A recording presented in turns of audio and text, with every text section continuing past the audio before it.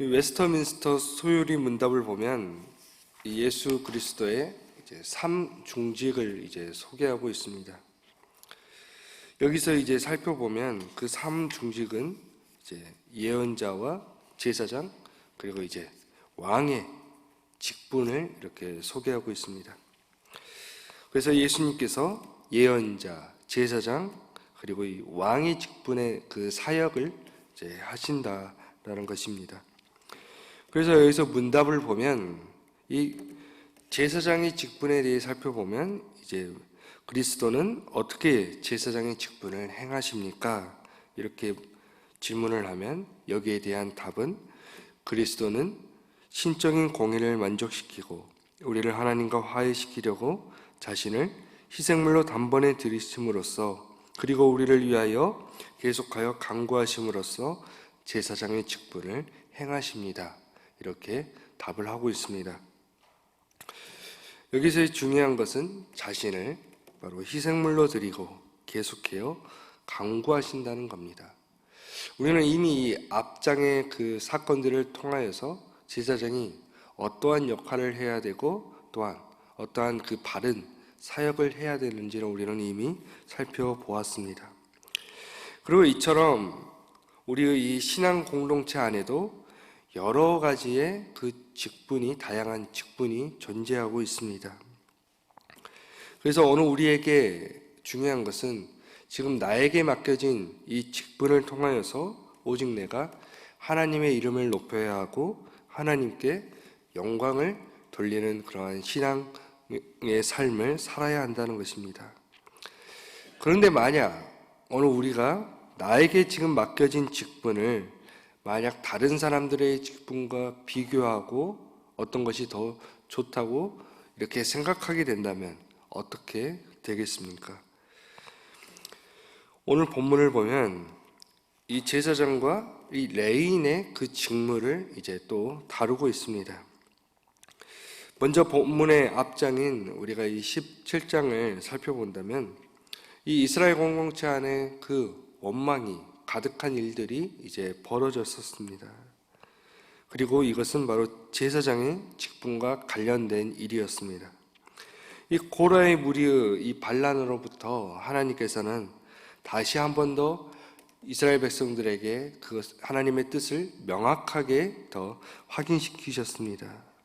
그래서 조상의 가문대로 지팡이를 준비하게 하여 하나님께서 택한 자의 그 지팡이에 싹이 나리니 이것으로 이제 이스라엘 자손이 다시는 그 원망하는 일을 이제 그치게 이제 하셨습니다. 바로 아론의 지팡이에 싹이 나고 이제 살구 열매가 열렸습니다. 그래서 이 민수기 17장 13절을 보면 가까이 나아가는 자, 곧 여호와의 성막에 가까이 나아가는 자마다 다 죽사오니 우리가 다 망하여야 하리이까. 이러한 일에 이제 백성들은 모세에게 자신들이 이제 하나님 앞에 가까이 나아가지 못하니 다 이제 망하여야 하냐고 이렇게 또 호소하였습니다. 그리고 오늘 본문은 바로 여기에 대한 그 답이라 할 수가 있습니다. 그래서 이 제사장과 레인에게는 어떤 책임이 따르냐면 이제 이스라엘 백성들이 성막에 가까이 다가가 이제 죽게 되는 그러한 참사를 막아야 하는 그러한 책임이 이제 있었습니다. 그래서 이 둘은 이제 성막을 섬기는 자들로 제사장은 그 성막 안에서 제사장의 그 직무를 수행해야 하고 레위는 그 성소의 그 출입을 지키면서 회막을 정결하게 해야 했습니다. 그래서 우리가 본문 1절과 2절의 말씀을 우리 함께 읽어보겠습니다. 여호와께서 아론에게 이르시되 너와 네 아들들과 네 조상의 가문은 성소에 대한 죄를 함께 담당할 것이요 너와 네 아들들은 너희의 제사장 직분에 대한 죄를 함께 담당할 것이니라. 너는 네 형제 레위 지파 곧 네 집 조상의 지파를 데려다가 너와 함께 있게 하여 너와 네 아들들이 증거의 장막 앞에 있을 때 그들이 너를 돕게 하라. 아멘. 이처럼 하나님께서는 이 성소에 대한 죄를 바로 아론계 제사장이 책임지도록 이렇게 담당하셨습니다. 그리고 그를 위하여서 이 레위인을 제사장을 돕는 자로 이렇게 부르셨습니다. 이처럼 하나님께서는 이들의 직무를 더 명확하게 이제 구분하셨습니다. 오늘 본문을 보면 알 수 있듯이 이들에게는 그 막대한 책임이 따랐다는 것입니다. 공동체가 이 성소 안에 있는 거룩한 곳에 가까이 오는 것을 이제 보호해야 했습니다. 그리고 만약 이것이 깨어졌을 때에 그 거룩함을 깬 사람과 또한 그 책임을 맡은 사람까지도 또한 죽을 수도 있었습니다. 그래서 본문 5절의 말씀을 읽어보면 이와 같이 너희는 성소의 직무와 제단의 직무를 다하라. 그리하면 여호와의 진노가 다시는 이스라엘 자손에게 미치지 아니하리라. 이렇게 말씀하십니다. 이렇게 제사장과 레위인이 그 직무를 다하여 성소의 거룩함을 지킬 때에 바로 하나님의 진노가 다시는 이스라엘에게 미치지 않으리라 이렇게 말씀하십니다. 결국 제사장과 레위인이 자신에게 맡겨진 직무에 최선을 다하지 않는다면 바로 이스라엘에 내려졌던 하나님의 진노가 다시 내려진다라는 것입니다. 그래서 이스라엘 공동체 안에 그 원망의 역사가 다시 일어서지 않으려면 바로 이들은 자신의 직무에 최선을 다해야 한다는 것입니다. 이처럼 오늘 본문에서 주님께서는 제사장과 레위인의 직무를 다시 한 번 더 일깨워 주시는 것으로 바로 나에게 맡겨진 직무에 최선을 다하는 것이 공동체를 살리고 보호하는 것임을 또 이렇게 가르쳐주고 계시는 겁니다. 그렇기 때문에 오늘 우리가 이 직분에 대해서 살펴본다면 더 소중한 직분과 덜 소중한 직분이 없다라는 것입니다. 그래서 신앙 공동체 안에서 주님이 맡겨주신 그 직분은 모두가 다 귀한 직분이라는 것입니다. 그래서 더 특별한 것도 없고 모두가 하나님 보시기에 기뻐하시는 직분이라는 것입니다. 그런데 만약 오늘 우리 안에 이 고라의 무리와 같은 그러한 생각을 만약 똑같은 생각을 하게 된다면 어떻게 되겠습니까? 나에게 맡겨주신 그 하나님의 직분을 내가 감사하지 않고 오히려 불평과 원망으로 내가 그것을 생각하며 일하고 있다면 또한 다른 사람의 직분을 나보다 더 비교하면서 하찮은 것이라 이렇게 생각하게 된다면 어떻게 되겠습니까? 바로 그 이스라엘에 내렸던 하나님의 진노가 오늘 우리 가운데도 똑같이 내릴 것입니다. 그래서 오늘 우리가 마지막 본문 7절의 말씀을 우리 함께 읽어보겠습니다. 너와 네 아들들은 제단과 휘장 안의 모든 일에 대하여 제사장의 직분을 지켜 섬기라. 내가 제사장의 직분을 너희에게 선물로 주었은즉 거기 가까이 하는 외에는 죽임을 당할지니라. 아멘. 오늘 이렇게 말씀하고 계십니다.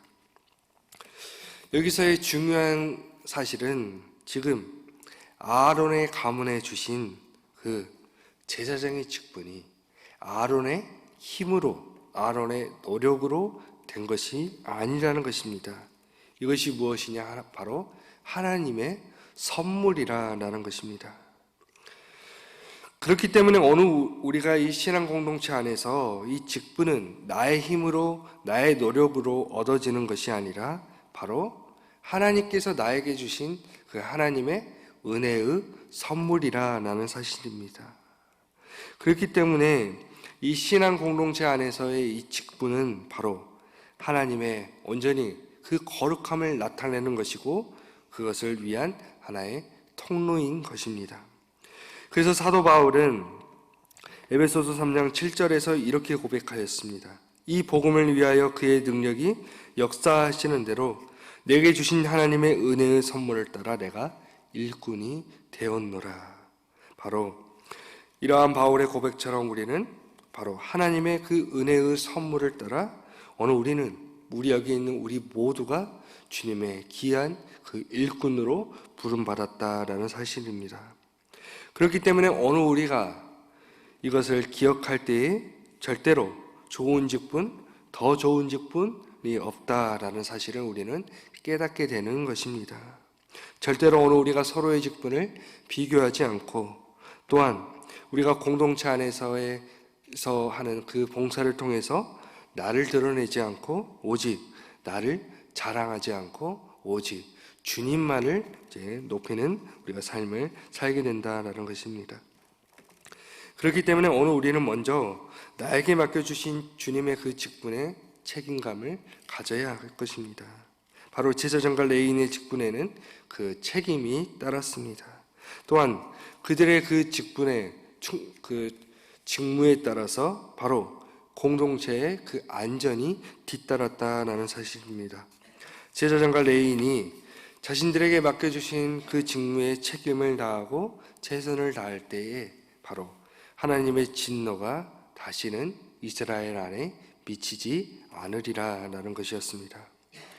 또한 오늘 우리는 이 말씀을 통해서 오늘 우리가 있는 이 삶의 자리에서 지금 우리의 그 모습을 한 번 더 돌아보았으면 좋겠습니다. 지금 나는 나에게 맡기신 그 하나님의 그 직분에 대해서 내가 지금 책임감을 가지고 내가 최선을 다하는 삶을 살고 있지는 않는지 우리는 함께 돌아봐야 할 것입니다. 그리고 또한 우리는 공동체 안에서 이 직분이 하나님의 그 은혜의 선물임을 깨달았을 때에 오늘 우리는 서로를 존중하고 또한 같이 합력하여서 선을 이루는 공동체를 만들어갈 것입니다. 서로를 시기하고 질투하는 공동체가 아니라 서로를 위해 기도하며 서로를 감싸 안아주고 서로를 인정하고 격려하는 그 믿음의 공동체를 만들어 갈 것입니다. 그리고 이러한 그 공동체의 모습이 바로 하나님께서 우리에게 바라시고 원하시는 그러한 모습입니다. 그렇기 때문에 오늘 하루도 오늘 우리가 삶의 자리에서 지금 내가 속한 신앙 공동체와 또한 세상에 속한 그 공동체 안에서 주님이 맡겨주신 그 일에 오늘 우리가 최선을 다하고 아름다운 공동체를 만들어가서 하나님의 이름을 높이는 우리 정읍중앙교회 성도님들이 되시기를 주님의 이름으로 간절히 축원합니다. 기도하겠습니다. 하나님, 오늘 우리에게 주님을 기히 섬길 수 있도록 은혜의 선물을 주시니 감사합니다. 나에게 맡기신 일이 오직 주님이 우리에게 주신 은혜의 선물임을 깨닫게 하여 주옵소서. 그래서 늘 언제나 감사와 귀한 마음으로 주님이 우리에게 맡기신 일에 최선을 다하게 하여 주시고 정말로 주님만을 높이는 아름다운 공동체를 만들어 나가게 하여 주옵소서. 이 시간 주님이 창조하신 피조 세계를 위해 기도합니다. 주님이 우리에게 허락하신 이 땅 안에서 오늘 우리가 주님을 위하여 주님의 이 세계를 아끼고 아름답게 가꾸어 나가게 하여 주옵소서. 서로를 시기하고 질투하는 이 세상이 오늘 우리의 그 맡기신 일에 최선을 다함으로 주님이 창조하신 그 본래의 모습으로 회복하게 하여 주옵소서. 그래서 모든 만물이 오직 주님만을 찬양하고 경배하게 하여 주옵소서. 또한 이 시간 우리 담임 목사님을 위해 기도합니다. 또한 지금 일정 가운데 주님께서 항상 함께 하셔서 귀한 그 열매를 맺게 하여 주시고 또한 안전을 지켜 주옵소서. 오고 가는 길 주님께서 항상 동행하셔서 무사히 일을 잘 마치고 오실 수 있도록 주님 도와 주옵소서. 주 예수 그리스도의 은혜와 하나님의 사랑과 성령님의 사귐이 하나님께서 주신 그 은혜의 선물로 귀한 믿음의 공동체를 만들어 나가는 우리 성도들에게 지금부터 영원토록 함께 하시기를 간절히 축원하옵나이다. 아멘.